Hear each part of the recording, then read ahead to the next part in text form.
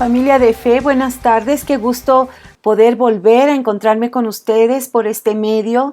Deseo que sean bendecidos ustedes y cada miembro de su familia y también nuestros amigos que en esta ocasión están conectándose por este medio y que quizás no tenga el gusto de conocerte. Pues bueno, yo te invito a que te mantengas en este mensaje completo porque hay seguramente una palabra para ti. Y bueno, pues yo quiero en esta hora que tú pienses que ¿qué sucedería? Así como en las preguntas de los exámenes. ¿Qué sucedería? ¿Qué harías tú si delante de ti se presentara Jesús y te quisiera compartir un mensaje o su mensaje? ¿Qué harías? Al estilo de los exámenes de escuela, te voy a dar 4 opciones. ¿Lo aceptarías? Número 2, ¿serías indiferente? ¿Te irías? ¿Lo rechazarías? ¿O le dirías que no tienes tiempo, que mejor en otra ocasión te vea o te busque para que te diga lo que quiere decirte? ¿Tú qué es lo que harías? Y bueno, pues imagínate esta situación en la vida de un personaje, pero yo quisiera que tú te vieras también confrontado o en ese encuentro con Jesús. ¿Cuál es la posición que tú tomarías? ¿Cuál sería la respuesta que tú le darías? Y bueno, pues quisiera que pudiéramos hacer una oración para que pudiéramos ya entrar en este pasaje que yo quiero que podamos meditar juntos. Señor Jesús, en esta hora te damos gracias por la oportunidad que nos das nuevamente de volver a encontrarnos. Gracias porque hasta este día has estado con nosotros, has guardado de cada miembro de nuestra familia, has guardado nuestra salida, nuestra estancia afuera y nuestros regresos. Gracias, Padre, porque has obrado de muchas maneras en cosas, en circunstancias a favor nuestro, Padre, pero si alguna estuviera todavía pendiente, la queremos presentar delante de ti. Tú la conoces, tú la sabes y tú le darás el cauce correcto cuando nosotros lo ponemos en tus manos. Padre, te damos gracias y queremos rogarte que obres, toques la mente, el corazón de los escuchas, pero que también tú, Señor, puedas usar mi vida y sea yo menos y tú el que hables y tú más, Señor. Te pido que dirijas este mensaje en el camino o en la dirección y que cumpla su propósito. Te lo pido, Padre, con todo mi corazón y agradezco esta oportunidad que me das de poder compartir este precioso mensaje, porque es tu palabra la que se expone en este momento. Gracias, Señor Jesús. Espíritu de Dios, muévete con poder en medio de nosotros y agradecemos, Señor, Padre Todopoderoso, la oportunidad que nos das de poder hacerlo. En el nombre de Jesús, amén. Y bueno, pues yo quiero que podamos ir a el Evangelio según San Juan y vamos a ir al capítulo 18 y vamos a leer una porción de la Escritura, pues quizás para nosotros que hemos creído en la palabra, pues son momentos muy difíciles, muy angustiantes para la vida de Jesús, porque ya ha caído en manos del poder religioso. Ya ellos han tomado una determinación y ahora lo llevan ante la autoridad romana. Y quiero que vean, vamos a leer primero el texto y vamos a ir después meditando algunos pasajes para poder meditar esta tarde al respecto. Y bueno, en Juan 8:28 dice así: llevaron a Jesús de casa de Caifás al pretorio. Era de mañana y ellos no entraron en el pretorio para no contaminarse y así poder comer la Pascua. Entonces salió Pilato a ellos y les dijo: ¿Qué acusación traéis contra este hombre? Respondieron y le dijeron: Si éste no fuera malhechor, no te lo habríamos entregado. Entonces les dijo Pilato: Tomadle vosotros y juzgadle, según vuestra ley. Y los judíos le dijeron: A nosotros no nos está permitido dar muerte a nadie, para que se cumpliese la palabra que Jesús había dicho, dando a entender de qué muerte iba a morir. Entonces Pilato volvió a entrar en el pretorio y llamó a Jesús y le dijo: ¿Eres tú el rey de los judíos? Jesús le respondió: ¿Dices tú esto por ti mismo o te lo han dicho otros de mí? Pilato le respondió: ¿Soy yo, ¿soy yo acaso judío? Tu nación y los principales sacerdotes te han entregado a mí. ¿Qué has hecho? Respondiendo Jesús: Mi reino no es de este mundo. Si mi reino fuera de este mundo, mis servidores pelearían para que yo no fuera entregado a los judíos. Pero mi reino no es de aquí. Le dijo entonces Pilato: Luego, ¿eres tú rey? Respondió Jesús: Tú dices que soy rey.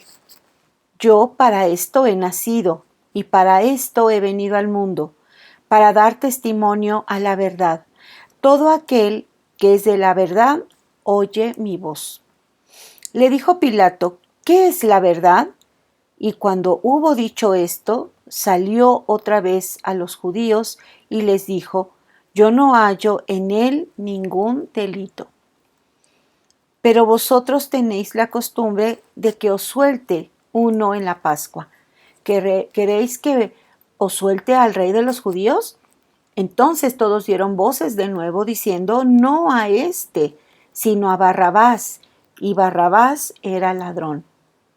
Así que entonces tomó Pilato a Jesús y le azotó.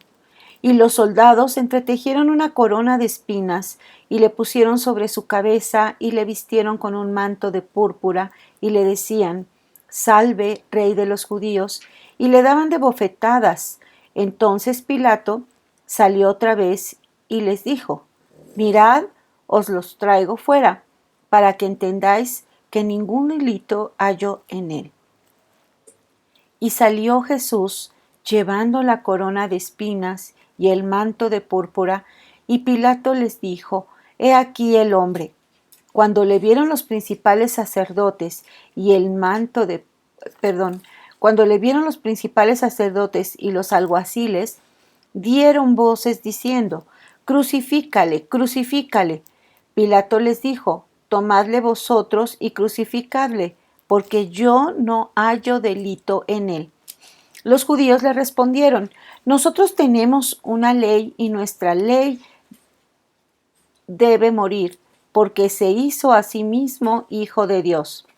Cuando Pilato oyó decir esto, tuvo más miedo y entró otra vez en el pretorio y dijo a Jesús: ¿De dónde eres tú?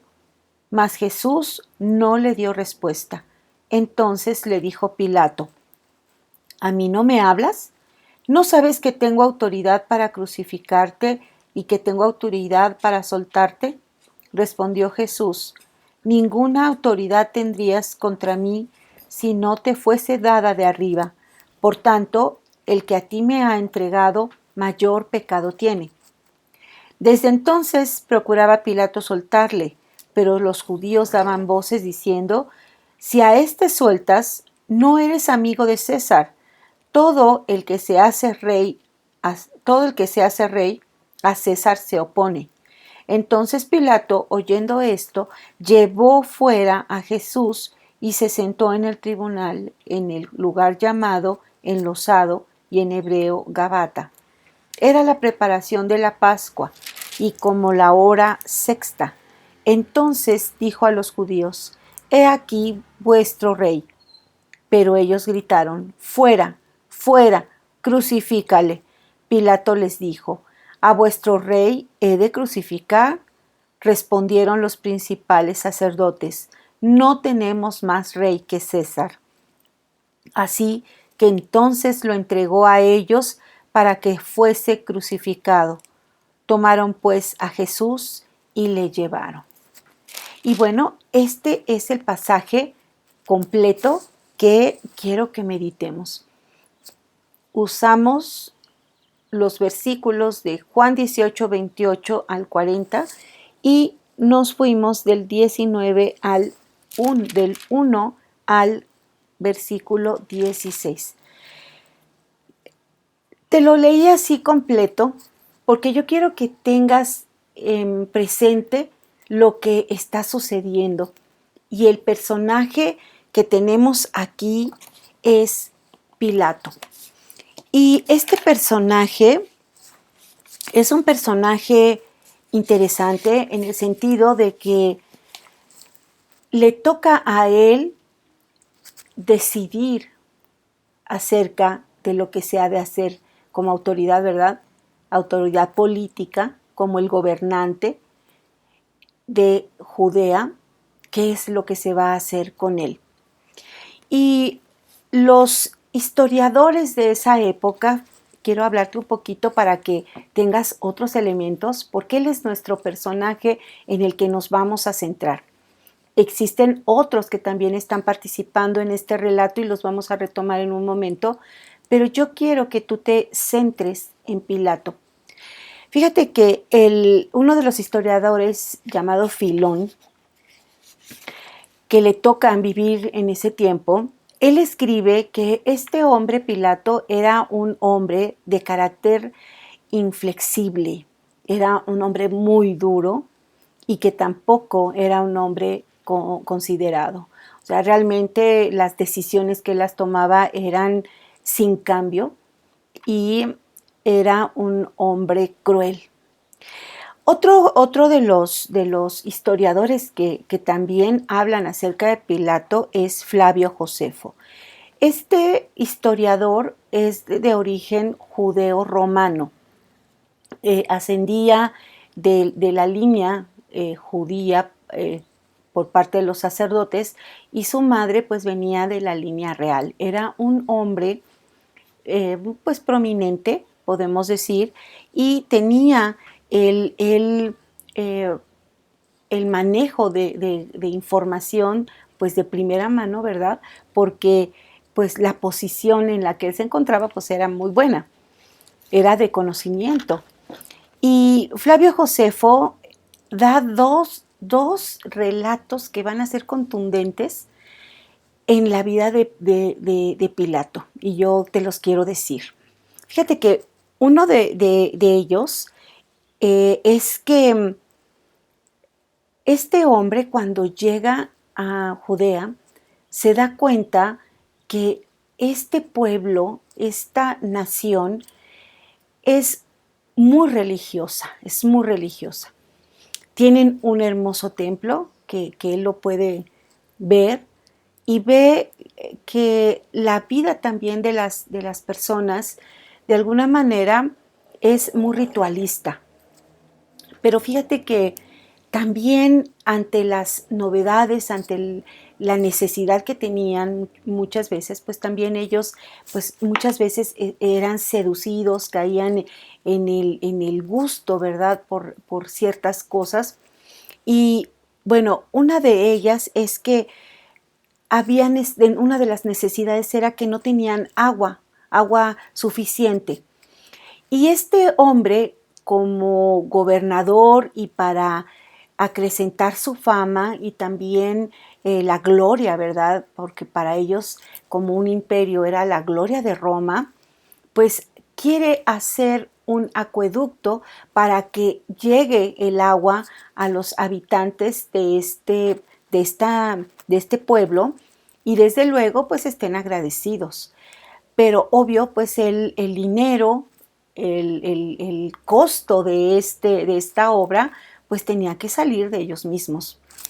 Así de que pues pues él ve que hay bastante buen ingreso que llega al templo y le dice a los sacerdotes que van a financiar el acueducto.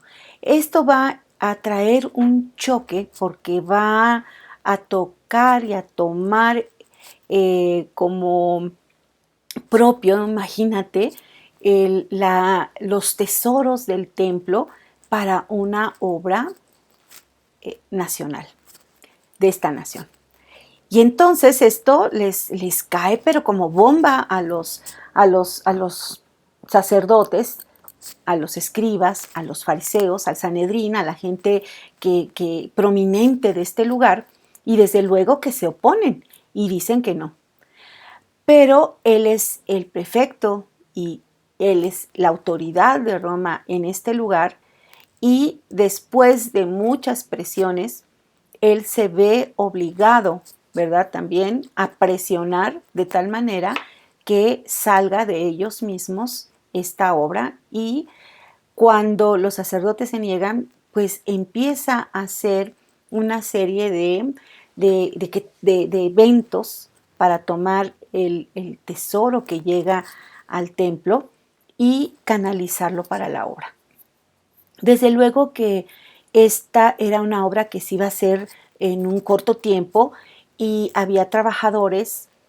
Yo podía leer entre líneas que Pilato realmente no quería invertir mucho tiempo y quería tener una obra, ¿verdad?, que beneficiara a este pueblo, a esta Judea, y que él pudiera ganarse a la gente, ¿no? Y que también sus autoridades pudieran ver que realmente él estaba haciendo su trabajo de una manera buena.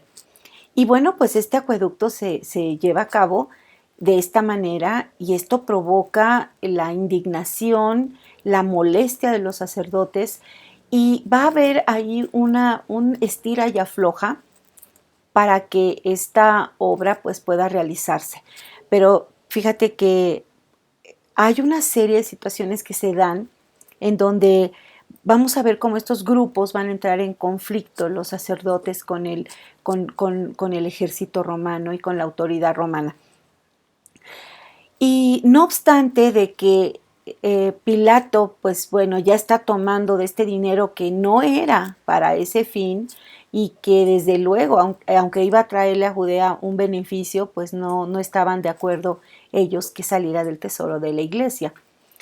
Y Roma pues dijo, bueno, Pilato dice, bueno, pues entonces vamos a crear y a subir los impuestos, y entonces pues de ahí va a salir también. Entonces esto pues era también algo muy complicado.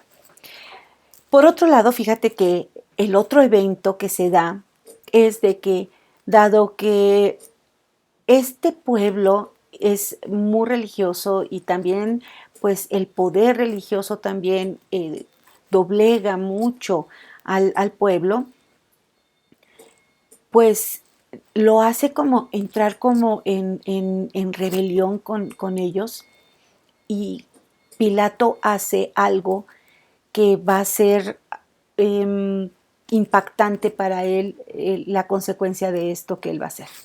Fíjate que conocemos que el estandarte del águila es el emblema del imperio, y él llevaba dos estandartes con águilas romanas, y se le ocurre a irse al templo con estos estandartes y ponerlos en el templo. Imagínate nada más. Cuando ven esto los sacerdotes y el pueblo, ¿verdad?, de Judea, se indignan completamente, porque para ellos esto es idolatría, y también esto es una ofensa para Dios. Al grado que ellos van a la plaza, y en la plaza manifiestan que sean quitados esos estandartes porque ofenden a Dios, y da un ultimátum Pilato de que si no se van y se retiran, los van a asesinar ahí, los van a degollar. Y fíjate que los sacerdotes oran y claman, pero también están viendo que el pueblo está unido para evitar esta transgresión y sucede algo tremendo porque da un ultimátum Pilato para que estos hombres, mujeres, niños que se encuentran en la plaza orando, rogando, clamando que se quite esta abominación del templo, no se quitan y no se diluyen, sino por el contrario están firmes en lo que están pidiendo, mientras que también los sacerdotes están orando porque esta anatema sea quitada, y Pilato no está de acuerdo en quitar los estandartes romanos del templo. Pues bueno, fíjate nada más que manda el ultimátum que antes de caer la tarde serán muertos en la plaza todos aquellos que se opongan a Roma. ¿Y cuál va siendo la sorpresa de que llega la hora? Él manda a sus soldados, ¿verdad?, para que irrumpan en la plaza y entonces se cometa esta mortandad en la plaza.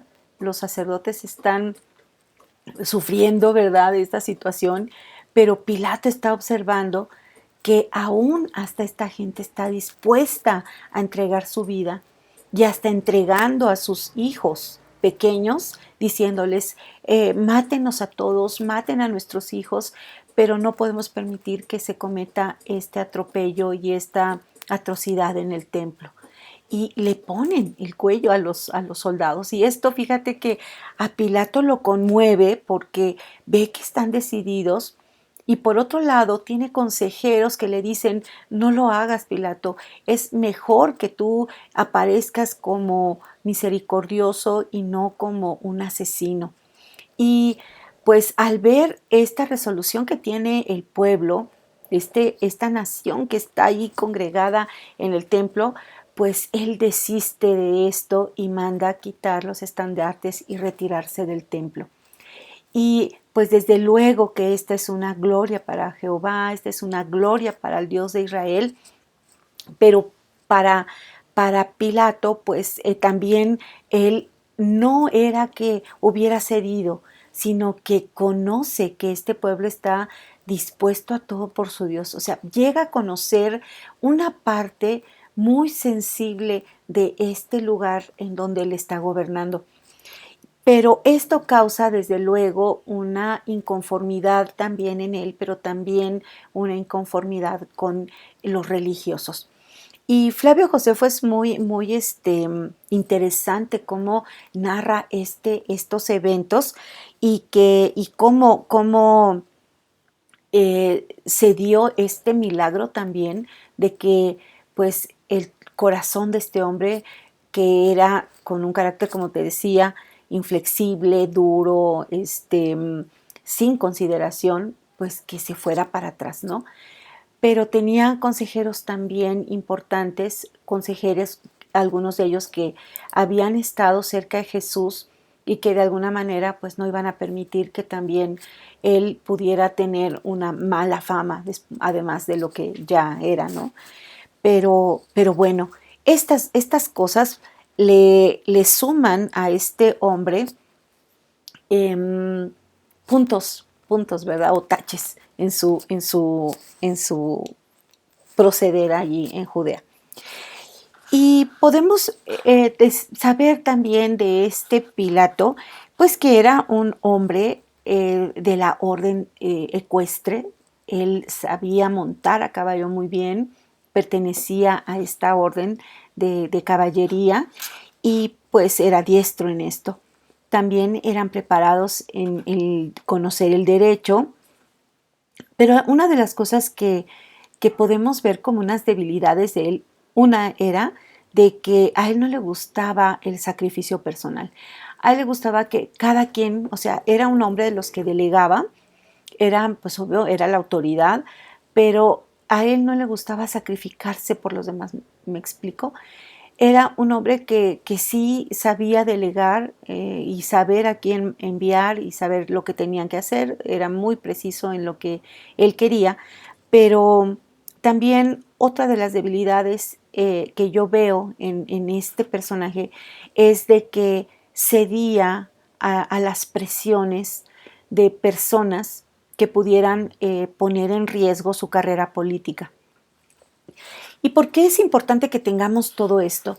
Porque nos damos cuenta de que no son personas, los personajes que aparecen en la escritura, no son personas fuera de este mundo, ¿no? Son personas como nosotros que tienen una responsabilidad, que tienen que dar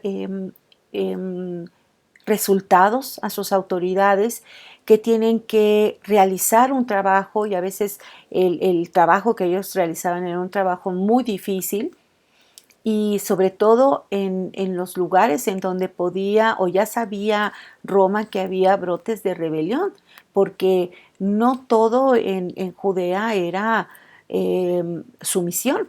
Había grupos que estaban en desacuerdo con esta forma de gobierno, con esta imposición de gobierno, y había guerrillas dentro de esta nación que podían poner en un momento, ¿verdad?, ahí en una situación de jaque a la población.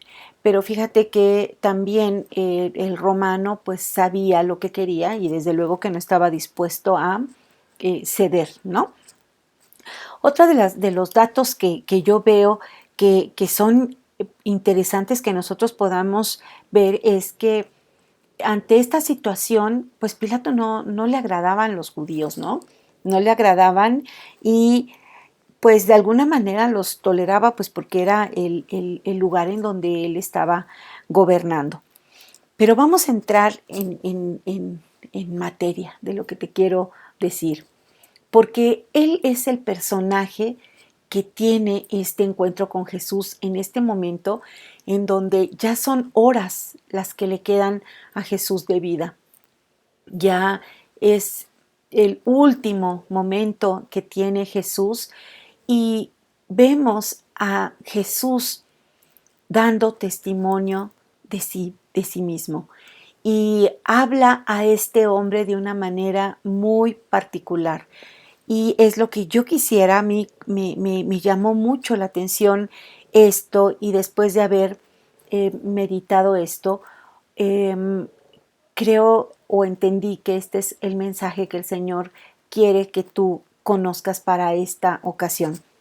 Y fíjate que yo veo en este momento de este relato que acabamos de leer que dentro de todo el carácter que había en este hombre, también era un hombre que podía discernir entre un hombre bueno y un hombre malvado, entre un inocente y también un culpable. Él tenía como que ese discernimiento. Y fíjate que yo puedo ver a través de la escritura que Pilato tiene 4 momentos en los que o 4 formas en este pasaje en los que él ve la inocencia de Jesús y no quiere involucrarse con los sacerdotes en una injusticia. Y la primera la encontramos en el 18:31. Vamos a ir viendo nada más ahorita pasajes o versículos precisos. Fíjate, dice, entonces les dijo Pilato, tomadle vosotros y juzgadle según vuestra ley. Te decía que a él no le gustaba atribuirse, ¿verdad? O gastarse. Entonces dijo, pues juzguenlo ustedes. Y los judíos le dijeron, a nosotros no nos está permitido dar muerte a nadie. Fíjate, ya ellos habían decidido cuál sería el fin para Jesús, ¿no? Ya ellos habían llevado a cabo durante la noche de una manera inusual, de una manera injusta, un juicio, ¿verdad? Nocturno, y habían tomado ya una decisión, y era muerte. Otro de las partes donde yo veo, o de los pasajes donde veo que Pilato quiere no tener nada que ver en esto, es en el versículo 39. Y dice, pero vosotros tenéis la costumbre de que os suelte uno en la Pascua. ¿Queréis pues que os suelte al rey de los judíos? Y fíjate, esta cuestión de que Pilato está viendo que no hay culpa en Jesús y que hay un verdadero criminal ahí detenido porque lo habían capturado por una traición también de la misma gente que había puesto a este hombre contra la autoridad romana, que era Barrabás, y lo habían denunciado. Los romanos le cayeron a Barrabás y lo pudieron capturar porque era un hombre muy difícil. Sí era algo así como un terrorista porque no era simplemente un ladrón, era alguien que saqueaba aún las aldeas o los pequeños poblados y cometía este, atrocidades con su misma gente. Era realmente un hombre malvado, era un hombre perverso. Y este hombre pues estaba en prisión y entonces pues quiere que vean a un verdadero malvado, a un verdadero ruin y a un hombre inocente. Y entonces él les dice, bueno, tenemos a ¿que les parece que a cuál de los dos soltamos? ¿Y cuál va siendo la sorpresa, verdad? Que el pueblo le pide a Barrabás y que dé muerte a Jesús. Otro momento en donde yo veo que Pilato quiere, eh, usando esto que te digo, que él veía en él a un hombre no malvado, un hombre bueno, en el 19 del 1 al 3.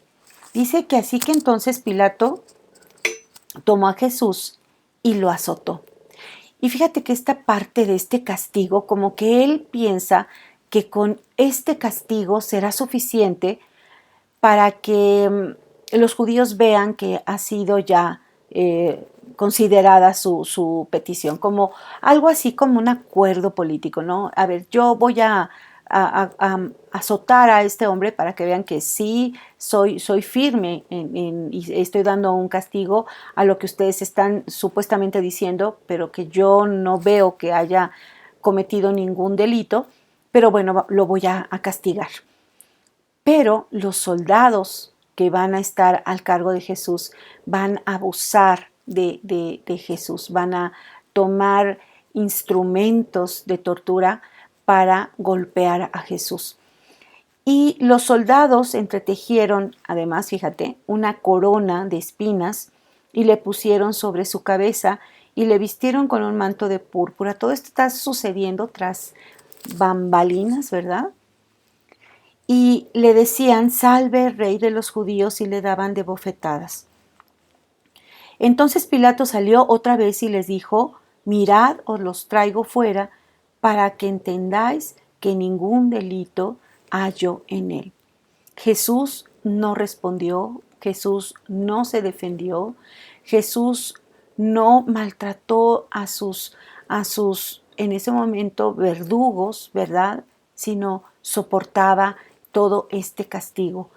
Y esto le da nuevamente a Pilato una pauta de que este hombre es inocente. Y ahora lo presenta. Yo me imagino que cuando vean Jesús la forma como fue maltratado, como fue pues masacrado, ¿verdad? Con estos instrumentos, se impacta, se impresiona. Yo puedo sentir, mirar, ¿verdad? Ese asombro de cómo estaba la situación de Jesús. Y fíjate que lo muestra a su pueblo. Y como última, ¿verdad? Ya en la condición en la que se encontraba Jesús, ahora nuevamente les vuelve a decir en el 15, versículo 15, y les dice aquí, bueno, 14 en la parte al final, le dice, aquí está vuestro rey. Pero ellos gritaron, fuera, fuera, crucifícale. Y Pilato les dijo, ¿a vuestro rey he de crucificar? Y respondieron los principales sacerdotes, no tenemos más rey que a César.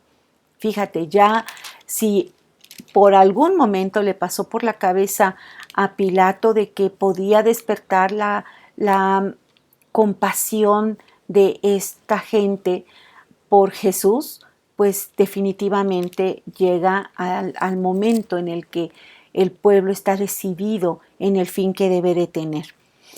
Y realmente esto es muy alarmante, ¿verdad? Para Pilato, porque lo es.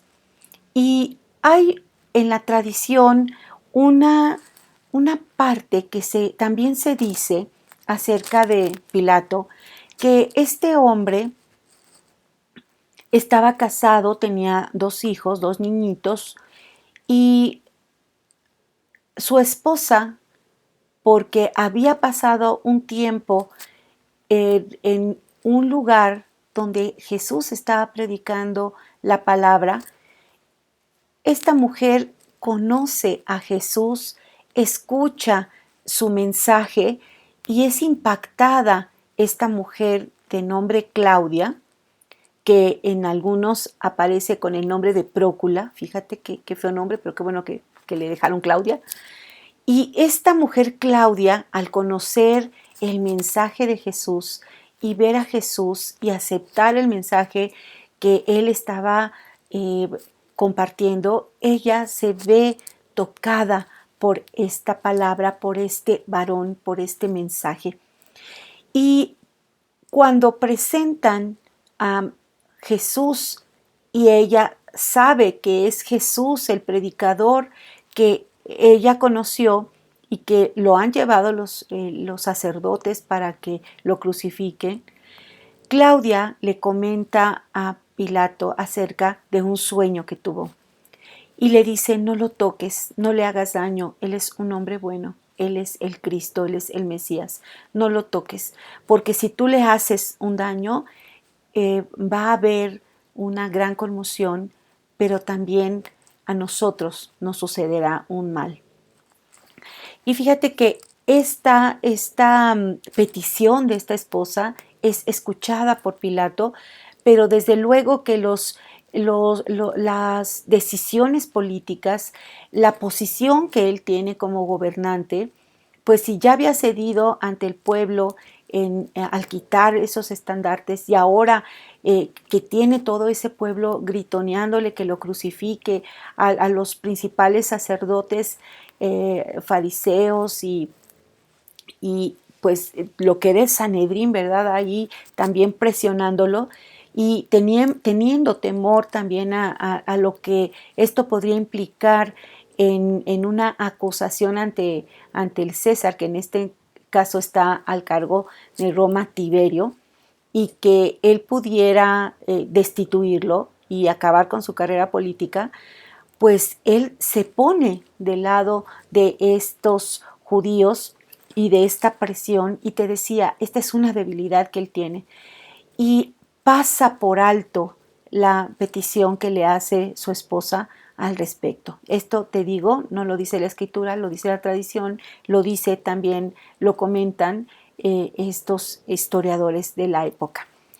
Y fíjate que ante este panorama, yo quiero centrarte ahora a ti en el punto de ese encuentro de diálogo entre Jesús y Pilato. Y es un momento bastante interesante porque fíjate el pensamiento de estos dos varones y cómo se relacionan entre sí. Ya te di algunas pistas acerca de cómo Pilato está descubriendo que Jesús no es ningún malhechor, como decían ellos, ¿verdad? Que si no fuera un malhechor no se lo hubieran llevado, no era ningún malhechor. Él está consciente, Pilato está consciente de que odian a Jesús, de que quieren darle muerte. Y por otro lado, él no quiere ser el verdugo, él no lo azota de alguna manera, envía a los soldados que lo azoten, ellos hacen su trabajo y bastante cruel. Pero por otro lado, también viene un interrogatorio de Pilato hacia Jesús. Y entonces él quiere averiguar por sí mismo qué es lo que hizo, ¿no? Ya leíamos hace un momento que él le pregunta, bueno, pues, ¿qué hiciste? ¿Qué hiciste? ¿De qué te acusan? Y vamos a ir viendo esta parte porque para mí se me hace muy interesante cómo Jesús habla con este hombre. Y le dice Pilato en el versículo 33. Dice, entonces Pilato volvió a entrar en el pretorio y llamó a Jesús y le dijo, ¿eres tú el rey de los judíos? Y Jesús le dice, ¿dices tú esto por ti mismo o te han dicho otros de mí? Creo que esta es una pregunta sustancial, porque cuando se trata de hablar de Jesús, a veces las evasivas que tenemos o que ponemos es lo que otros dicen, pero no digo lo que es para mí, ¿no? Y entonces fíjate que nuevamente le dice Pilato, ¿no? ¿Soy yo acaso judío? Es una manera evasiva, ¿no? Como decir, bueno, pues yo soy romano, o sea, por si había alguna duda, yo soy romano y tú eres judío. Pero fíjate, le dice él, le hace una pregunta a Pilato, ¿eres tú el rey de los judíos? ¿Qué has hecho? ¿Qué has hecho? Y creo que aquí la parte que interviene, parafraseando o yo pensando lo que está preguntándole Pilato a Jesús, Jesús como que lo quiere ubicar. Y Jesús le revierte la pregunta, y yo la entiendo así, para que tú la reflexiones, la medites. Como que Jesús le pregunta entonces a sí mismo, a Pilato, o Pilato le dice, ¿eres tú una amenaza para el César? ¿Eres tu rey? ¿Eres tú una amenaza para César? Imagínate, pues él como guerrero romano, pues sabe lo que es un opositor de César y cómo estos opositores están con todo hordas y clanes de soldados que están dispuestos a morir por su rey. Y él tiene esa mentalidad como guerrero y como parte de este imperio, ¿verdad?, romano.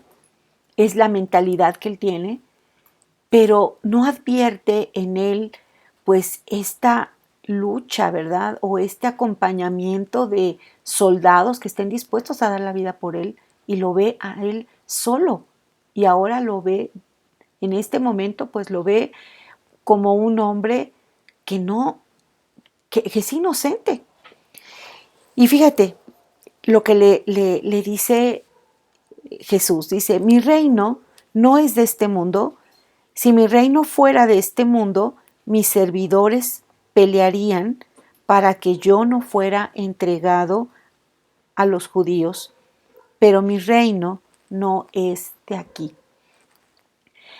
Y qué interesante que no habla a Roma, dice, no me ha entregado a ti como un romano, sino dice mi pueblo. Dice que pelearían para que yo no fuera entregado a los judíos, a los suyos, a sus nacionales.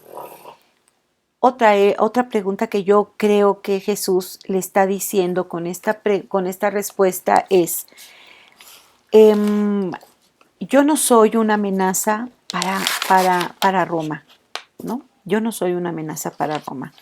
Pero también hay otra pregunta aquí, ¿no? Que le dice, o lo que tú quieres preguntarme es que si yo soy el rey, el Mesías, que hablan las Escrituras, porque esto es otra cosa, hermano.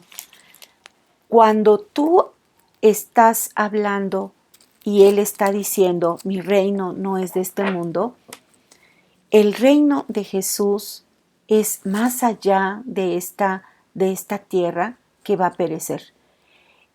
El mensaje que trae Jesús sí es para este momento de vida que nos toca vivir a cada uno en nuestra etapa, en nuestra época, pero fíjate cómo Él levanta la expectativa de Él, de que no es un reino de este mundo.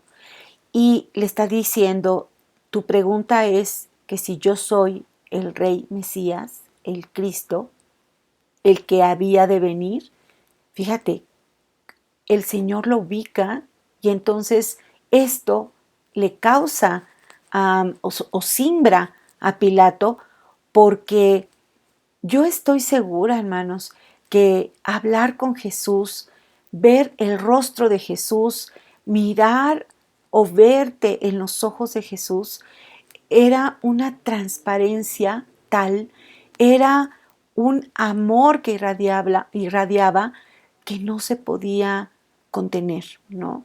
Era una presencia tan poderosa, aún cuando está en esta situación, Él es todo amor, Él es todo perdón, Él es el Hijo de Dios, Él es el Dios con nosotros, Él es la luz, Él es el que ha estado por siempre y para siempre, deseoso de que nuevamente esta humanidad pueda volver a tener una comunión con su Padre.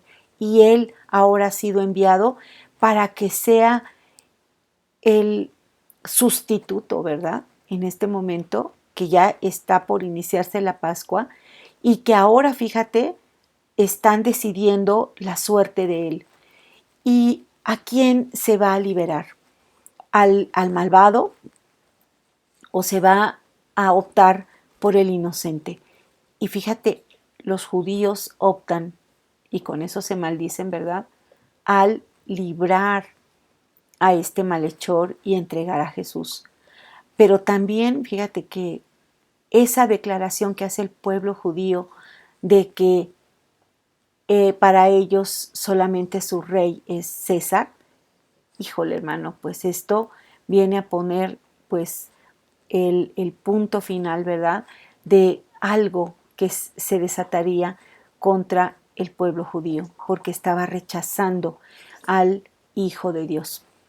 Y fíjate que siguiendo con esta entrevista que tienen ellos dos, le pregunta por ti mismo, ¿qué es lo que tú dices? Ya Jesús había tenido este tipo de diálogo con sus discípulos cuando le preguntaban, que algunos decían quién era, dicen que tú eres Elías, dicen que tú eres Juan Bautista, y Jesús les pregunta, muy bien, pero ahora quiero que me digan quiénes dicen ustedes que soy yo, porque esa pregunta es sustancial para que nosotros podamos entender quién es Jesús y cuál es el mensaje de Jesús. Y pues ciertamente Pedro contesta, tú eres el Hijo del Dios viviente. Fíjate qué revelación tiene Pedro en este momento de la historia y del relato, y para nosotros esa revelación de quién es Jesús, el Hijo de Dios. Y ahora Jesús está hablando con una autoridad y le está diciendo, ¿acaso tú me preguntas si yo soy el Rey de las Escrituras? Fíjate. Y es interesante otra pregunta también muy fuerte que se da entre ellos, porque le pregunta, dice Pilato, luego, ¿eres tú rey? Y fíjate, aquí está lo que te digo. Tú dices que yo soy rey. Yo para esto he nacido. Está hablando de un propósito, de un destino. Y para esto he venido al mundo, para dar testimonio a la verdad, dar testimonio a la verdad.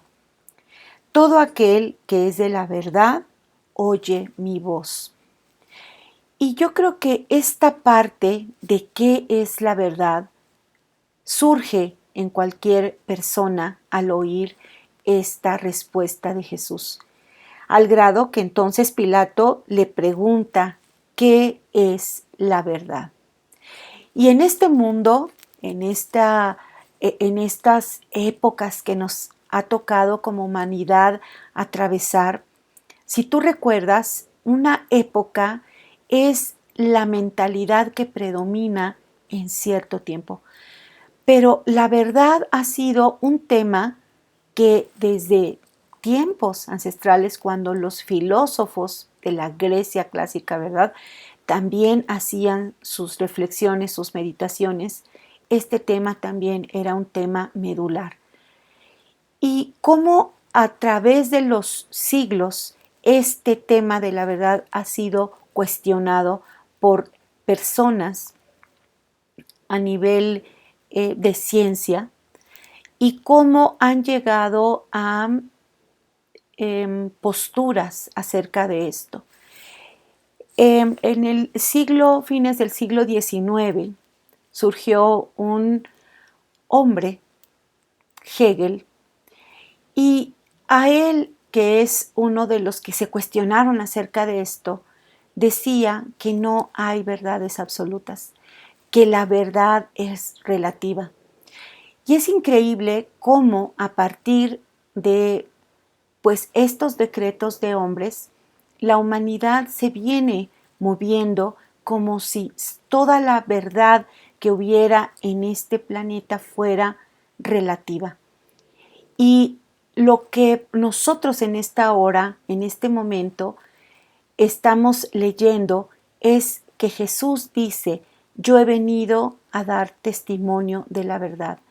Y la verdad, amigo, familia querida, es absoluta, no es relativa. Imagínate nada más que Pilato se encuentra delante de quien dijo que Él es el camino, Él es la verdad y Él es la vida. Estaba delante de Él, estaba hablando con Él. Y estas palabras, yo estoy segura que en Pilato causaron una espada que atravesó el corazón de este hombre, pero por el carácter que él tenía, por la procrastinación que tenía, y aquí está el nombre de esta prédica que te decía, parece que es como que una casa se derrumba. Fíjate, procrastinación, algo que se cae. Pero no es algo que se cae. A mí esa es la idea que yo tengo cuando yo oigo esa palabra. ¿Y sabes por qué? Porque es postergar voluntariamente algo relevante por algo irrelevante, que no necesariamente tiene que ser malo, porque a veces dejamos las cosas importantes para después por otras que a lo mejor son cosas que nos agradan, cosas que no queremos dejar, a lo mejor hábitos que me proporcionan a mí un placer y que están en contra de lo que Dios dice que no es correcto. Y cuando entra esa confrontación, entra en confrontación también de nuestra mente, de nuestro ser, paradigmas que nosotros hemos venido acumulando desde pequeños, desde nuestra formación en nuestro hogar, a través de la escuela, a través de la experiencia. Y fíjate cómo estos paradigmas vienen a ser estructuras mentales firmes, resistentes y que no están negociadas, porque nosotros ya las hemos asumido como verdades absolutas. Fíjate, si nosotros queremos conflictuar entre nosotros las verdades que para nosotros son absolutas, entonces ahí no somos como que muy relativos, ahí como que nos conviene entonces ser absolutos porque lo que yo creo es la verdad para mí y con esta yo me quedo y con esta yo me muero, ¿no? Fíjate, estos paradigmas que vamos creando a lo largo de nuestra vida vienen a ser pensamientos en un principio, pensamientos que se van haciendo habituales, pensamientos que se van arraigando a nosotros mismos y que van creando en nuestro pensamiento, en nuestro raciocinio, conceptos. Y empezamos a conceptualizar cosas de tal manera que llegamos a ser lo que pensamos. Lo manifestamos a través de las conductas de quienes somos, fíjate, y hay una confusión entre lo que soy y entre lo que hago. Y esta parte de choque yo la veo muy patente en este personaje. Pero fíjate que este personaje no es el único que está batallando con sus paradigmas. En este momento de esta historia, hermano, también Pedro, aquel que le había dicho que donde él fuera, él iría y que si él moría, también él estaba dispuesto a morir por él y que él estaba dispuesto a todo por él, había seguido de lejos a Jesús y ya le había sonado el gallo. Ya le había dicho o le había recordado a Pedro lo que Jesús le dijo. Mira, Pedro, Satanás ha pedido zarandear tu alma, pero yo estoy orando para que tu fe no falle. Jesús se lo había dicho, porque antes de que el gallo cante, tú me habrás negado 3 veces. Pedro, fíjate, uno de sus amigos, de su círculo íntimo de Jesús, venía de cerca y ahora ya lo había traicionado. ¿Qué estaría pasando por el pensamiento de Pedro en este momento? Un Pedro que al oír el canto del gallo y quizás mirar a Jesús y Jesús mirándolo a él, sintió que el mundo se le derrumbaba, ¿no? Él no había postergado una decisión, no. Él había tomado una decisión, pero había fallado, fíjate. Por otro lado tenemos a los religiosos, aunque no vimos que más que habían salido de la casa de Caifás, Anás y Caifás eran los representantes, era el sumo sacerdote que ahora estaba llevando a Jesús, ¿verdad?, delante de la autoridad, y ya había un decreto de la autoridad religiosa en contra de Jesús. Y si pensamos tantito, ¿cuáles eran los paradigmas que había en estos hombres? Híjole, qué tremendo, qué difícil poder imaginar que estos hombres que eran los que habían recibido la delegación, ¿verdad?, de Dios, que habían recibido la designación de parte de Dios para instruir al pueblo, para mostrarles al pueblo quién era Dios, enseñarles quién era Dios, estaban ahora, fíjate, en su religiosidad, entregando al autor de la vida, a la vida misma, al único camino que nos lleva al Padre, a la única verdad absoluta que estaba delante de ellos y ahora para ellos era incómodo y lo querían destruir. Fíjate, estos hombres hipócritas, ¿verdad? Ya Jesús les había llamado por ahí sepulcros blanqueados. Les daba horror entrar al pretorio para contaminarse. No podían entrar porque se contaminarían. Y ellos querían comer la Pascua. Pero fíjate cómo el corazón de ellos estaba entenebrecido, porque ellos estaban dispuestos a defender las tradiciones que ellos traían, fíjate, tradiciones, pero estaban entregando al Hijo de Dios para ser crucificado. Había en el corazón odio, había en el corazón de ellos el deseo de muerte, de darle muerte, ese castigo que había recibido Jesús, esos azotes, el ver su carne, su sangre ahí vaciándose delante de todos, no era suficiente. Ellos querían más, ellos querían más. Paradigmas, hermanos, pensamientos que se arraigan y que no son confrontados y que en un momento dado, fíjate, se vuelven tan arraigados, tan verdades absolutas que no somos capaces de cuestionarlas si estas son de acuerdo a la voluntad de Dios, porque yo no digo estoy medio embarazada, ¿verdad?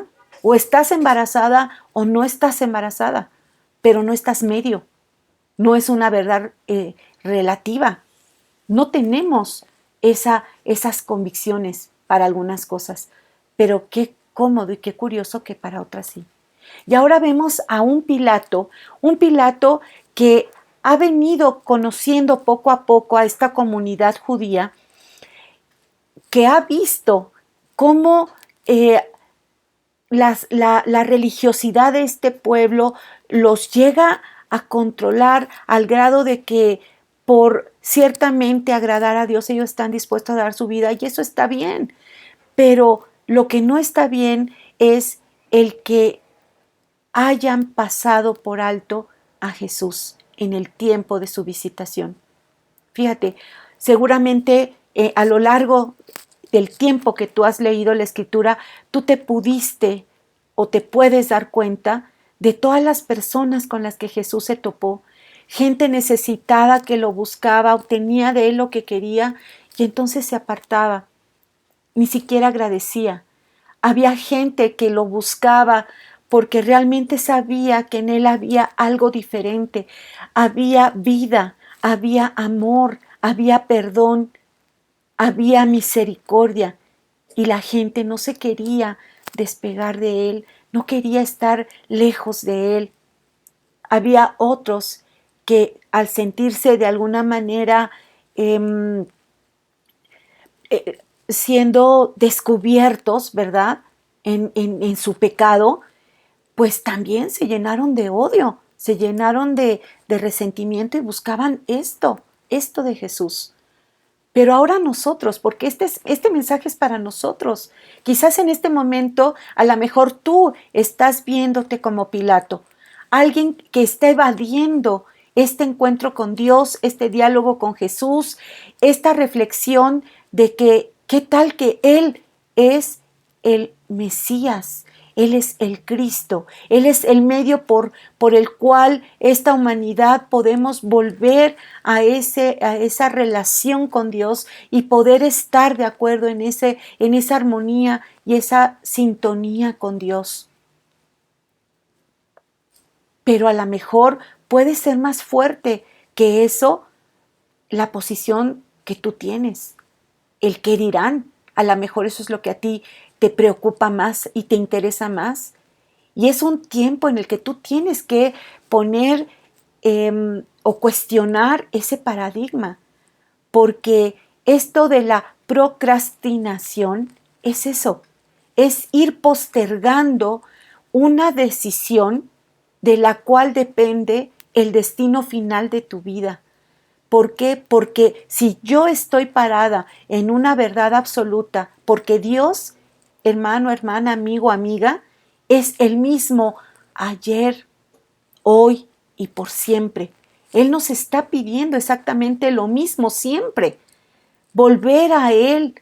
Fíjate que hay en el libro de Daniel, cuando este pueblo de Dios está en cautiverio, cuando están viviendo en esclavitud, ese lugar maravilloso que tenían donde vivían y ahora les era lejano y desconocido para otros, porque 70 años, hermano, es más de una generación. Y Daniel, fíjate que dice esto en Daniel 9:13, dice, conforme está escrito en la ley de Moisés, todo este mal vino sobre nosotros y no hemos implorado el favor de Jehová nuestro Dios para convertirnos de nuestras maldades y entender tu verdad. Entender tu verdad. La maldición que viene a la humanidad, hermanos, no viene sin causa. Siempre hay algo que lo provoca. Pero desconocer a Dios, ignorar a Dios, pasar por alto a Dios, decirle a Dios, no tengo tiempo, ven después, es procrastinación, es dejar para después una decisión de la cual depende tu vida, porque tu vida no te pertenece, no te pertenece. Hay una historia, una parábola, esta es una parábola de un hombre que atesoró riquezas al mil y al mayor y dijo, ¿cuánto tengo? Voy a hacer bodegas para ahí guardar todo lo que yo tengo, todo lo mío, todo lo que me pertenece. Y oye una voz que le dice, eres necio, porque hoy vendrán a pedir tu alma. La vida, hermanos, es muy frágil, es muy frágil. La vida la podemos perder en cualquier momento y nosotros no podemos saber cuándo será ese día, cuándo será esa hora. Por eso es importante esta palabra para meditar, porque fíjate que no solamente el Señor Jesús afirma ser rey y que su reino es distinto y que su gente que está con él busca otros valores, tiene otra forma de vida, otro estilo de vida, sino que también le dice que él vino para dar testimonio de la verdad. Pilato lo tenía delante de sí y no fue capaz en ese momento de reconocer a la verdad porque él es el verdadero y pasa por alto esto. Él vacila Pilato acerca de Jesús y entonces, ¿qué es lo que hace? Pues lo entrega, ¿verdad? Lo entrega. Políticamente sabe que si él lo libera, pueden ir con una acusación con César, en este caso Tiberio, y entonces él perder toda su carrera política. Y esto, desde luego, él no estaba dispuesto a perderlo. Fíjate, esto que te decía de los paradigmas, es interesante, hermano, poder reconocer cuál es el tiempo de la venida de Jesús para mi vida, cuál es el momento, porque a lo mejor en el caso de Pilato, a lo mejor fue solamente esta ocasión, a lo mejor él había escuchado de él, pero no lo conocía hasta que llegó al pretorio, a este lugar, ya llegó con una condena, con una acusación muy grave, misma que él no encontró, no encontró, pero que tampoco quiso, y pasa la historia, ¿verdad?, como el responsable ejecutivo del suplicio de Jesús, pero también por ser quien lo envió a la cruz. Pasa la historia por esto. Pero fíjate, este momento que tiene Pilato con Jesús, y entonces lo escucha. Yo estoy cierta de que al escuchar Pilato a este Jesús, pues él podía ver que realmente él decía la verdad. Fíjate, si no lo reconoció como la verdad, él sabía que no mentía, él sabía que estaba diciendo la verdad. Y, y esto era importante. En Juan 14:6, si nos vamos un poquito para atrás, nada más, fíjate, dice esto Jesús, yo soy el camino, fíjate, no dice soy uno de los tantos caminos, Él es el único camino para llegar al Padre, el único camino. Y solamente hay uno solo y no es uno de tantos. Y yo quisiera que eso tú lo pudieras recibir en el nombre de Jesús, porque en nuestro dicho común, coloquial, todo mundo defiende lo que cree sin estar convencido con argumentos de lo que cree. Porque te decía que los paradigmas son esto, son pensamientos, son fortalezas que se han venido acumulando a lo largo de nuestra vida y cuando se hacen habituales se vuelven conceptos. Y cuando ya llega a este punto es como que algo que ya nosotros asumimos y no los conflictuamos o no los ponemos a prueba. Y esto es peligroso porque ciertamente puede ser que estés sinceramente con una mentira o con algo que tú no estés cuestionando si verdaderamente eso es verdadero. Y fíjate, la verdad dice Jesús que es porque es la encarnación de las promesas de Dios. Él es la revelación completa del Dios invisible. Y eso lo dice en Colosenses 1, del 15 al 23. Fíjate, yo había tenido aquí ya algunos pasajes, pero hay cosas que yo siento que Dios quiere que tú las conozcas. Pero apunta este pasaje de Colosenses 1, porque fíjate, del 15, de este versículo del 15 hasta el 23, dice que Cristo es la imagen visible del Dios invisible. Y el mismo Jesús dice, si tú me conoces a mí, entonces conoces al Padre. Y en las oraciones que vemos de Jesús en Juan 17, vemos la oración de Jesús que dice, el Padre y yo uno somos.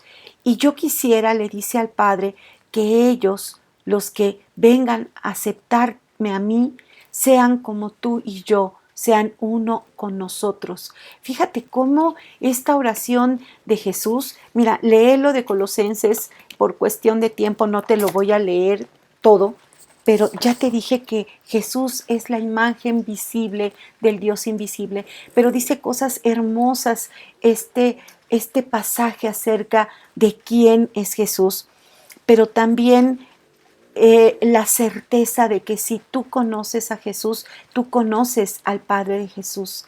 Y esto es algo maravilloso.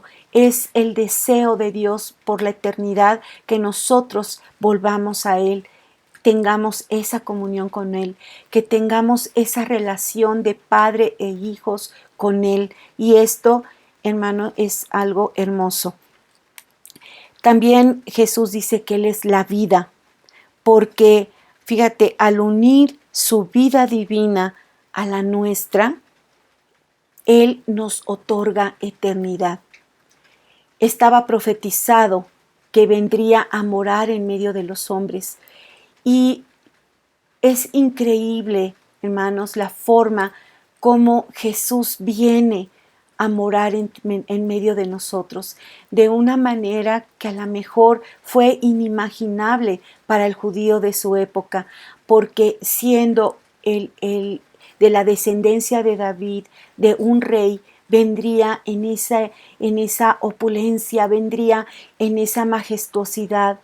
Pero fíjate cómo el Señor desde un principio viene a estar y a morar con nosotros de una manera inimaginable, de una manera sencilla, de una manera en la que puede ser entendida para cualquiera de los seres humanos, y a veces viendo la condición en la que Él viene a este mundo, también conmueve nuestro corazón, porque entonces se identifica con nosotros y también en esa humildad, ¿verdad?, que lo va a caracterizar, en esa mansedumbre que lo caracterizó pues toda su vida. Y tenemos que tomar una decisión, hermanos. Tenemos que aceptarlo, tenemos que rechazarlo.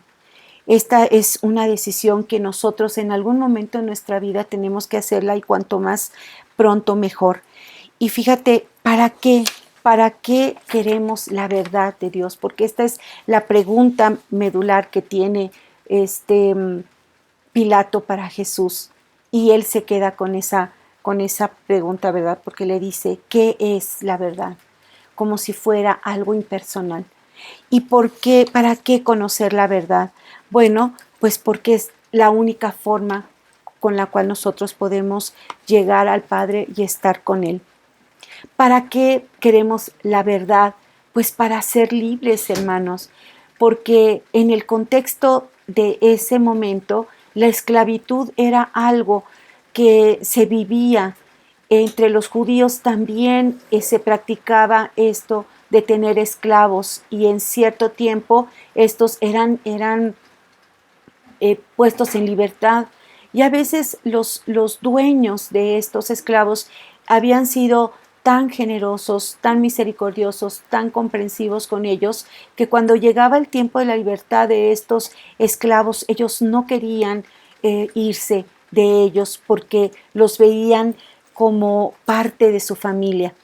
y algunos de ellos así decididamente, pues ellos optaban por seguir siendo esclavos de ellos, pero ahora ya no por precio, sino por amor. Y el ser libres, dice otro pasaje de la Escritura, que conoceremos la verdad y la verdad nos hará libres. ¿Libre de qué? Libre de tus adicciones, libre de tu pecado, libre de tus complejos, libre de tus vacíos, libre de tus soledades. Porque fíjate que cuando tú tienes la conciencia de que estás con Dios y Dios está contigo, jamás y nunca vuelves a verte solo. Entonces ahora la presencia de Dios se vuelve material y entonces tú empiezas a ver a ese Dios desconocido, ¿verdad?, de los griegos, que ahora está delante de ti y que te habla, a ese Dios que te va mostrando un camino y te da consejo. Vas viendo a ese Dios que en los tiempos de tribulación te dice: no temas, porque yo estoy contigo. Palabras así que hablan a nuestro corazón, hablan a nuestra mente. Tenemos la convicción de que el Espíritu de Dios mora en nosotros, porque Él nos da convicción de que somos hijos de Dios. Fíjate qué comunión, qué conexión viene a ser Dios por medio de Jesús, que es la verdad para con nosotros, y poder nosotros ser libres de todas estas cosas que nos tienen atados en esta humanidad que es implacable. ¿Para qué conocer la verdad? Pues porque nos aparta del pecado, porque nos dice que qué es lo que nos conviene, nos da ese discernimiento de qué es lo que le agrada a Dios y lo que no, y entonces nosotros ejercemos en nuestro libre albedrío entre obedecer o desobedecer a Dios, entre la voluntad de Dios y la voluntad mía. ¿Y cuál es la que elegiremos? Pues yo te digo, tenemos que tomar una decisión, tenemos que tomar una elección, o Dios o no Dios, pero es el momento de vida en donde nosotros tenemos que hacerlo. Fíjate, esta palabra de verdad es muy interesante porque en el hebreo es la palabra emuná. Y esta palabra es interesante porque tiene la primera letra del alfabeto hebreo, tiene la palabra media, pero también tiene la palabra final. Y con estas palabras, con estas letras, se hacen combinaciones de palabras, son raíz, es raíz de otras palabras, como la palabra amén, por ejemplo. Pero esta palabra emuná es también una palabra de verdad.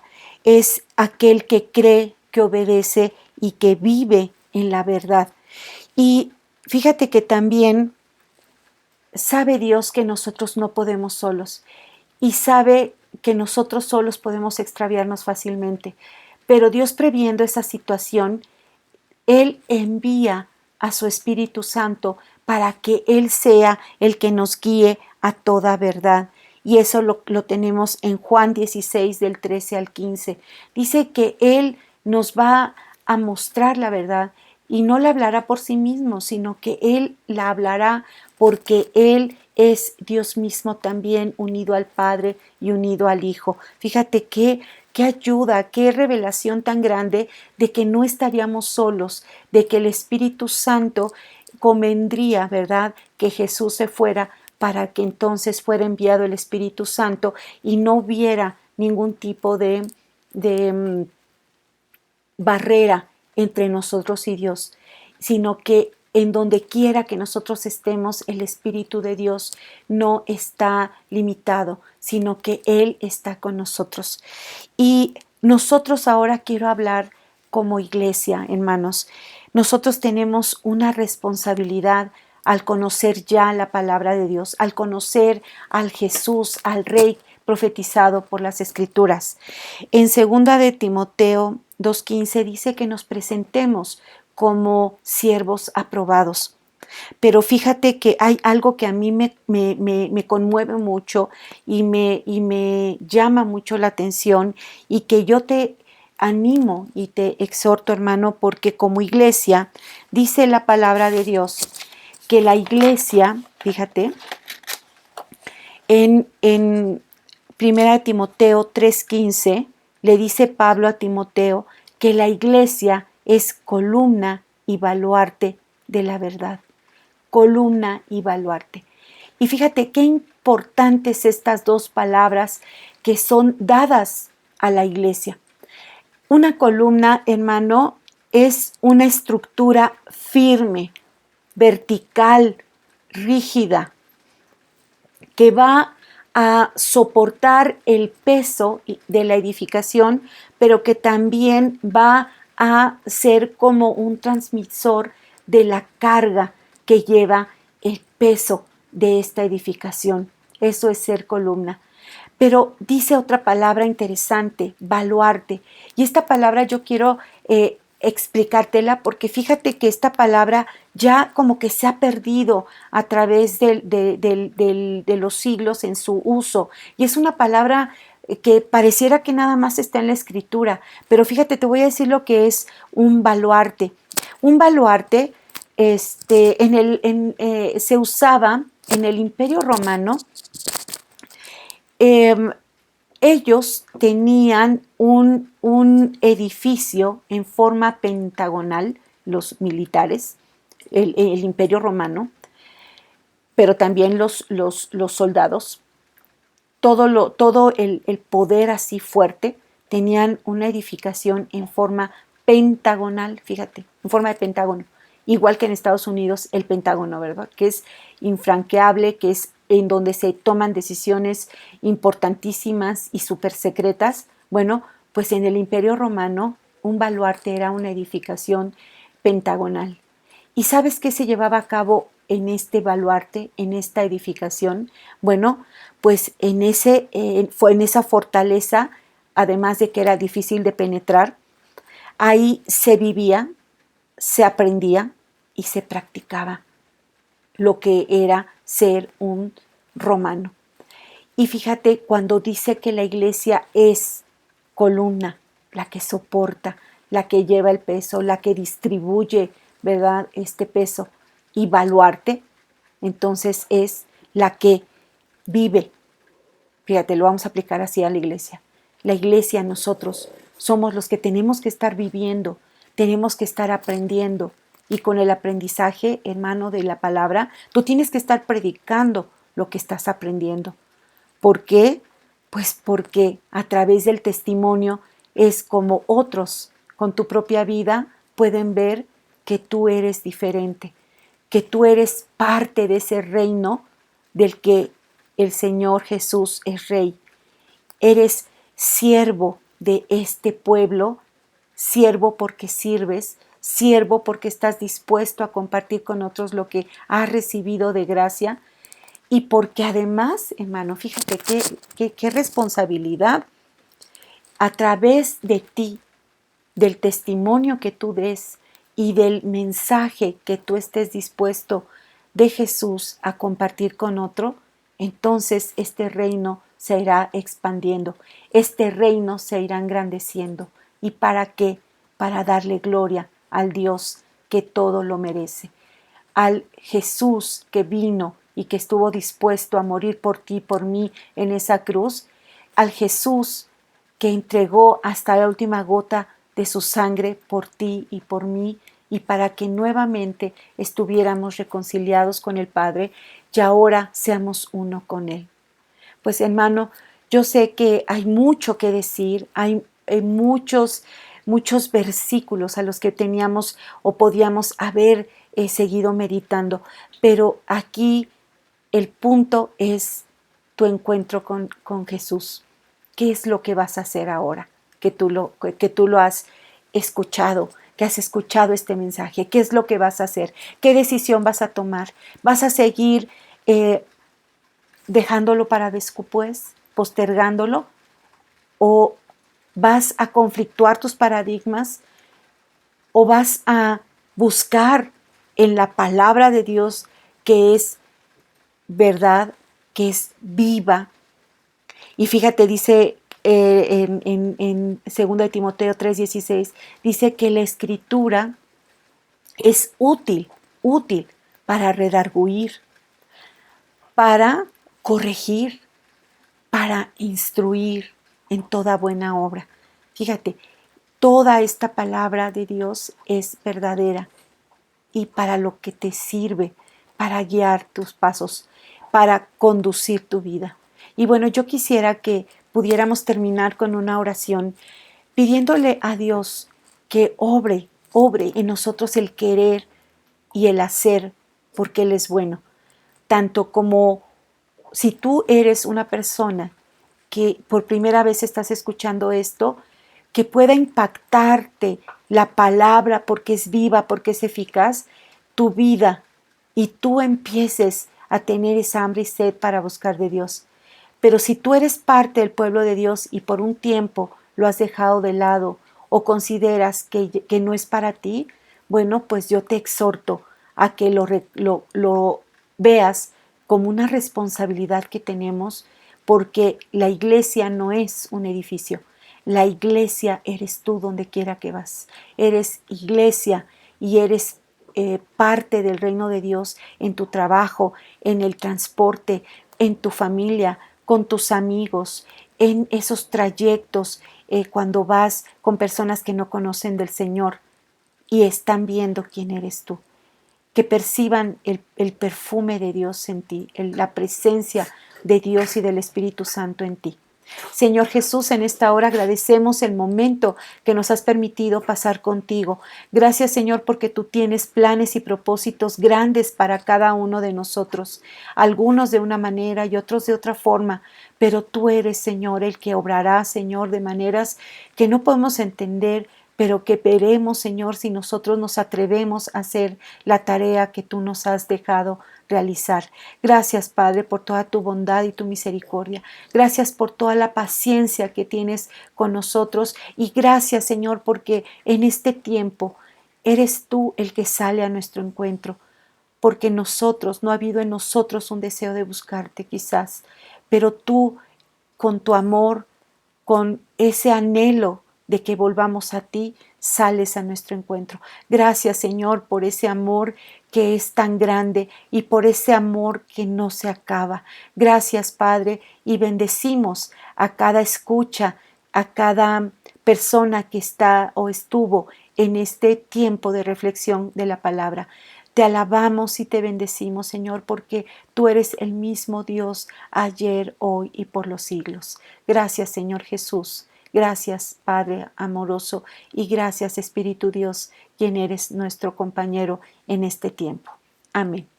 Pues hermano, pues te esperamos la próxima entrega y esperamos que tu corazón esté expectante porque Dios es real, Dios es verdadero y Dios sigue haciendo tareas y milagros y grandes portentos en este tiempo todavía con nosotros.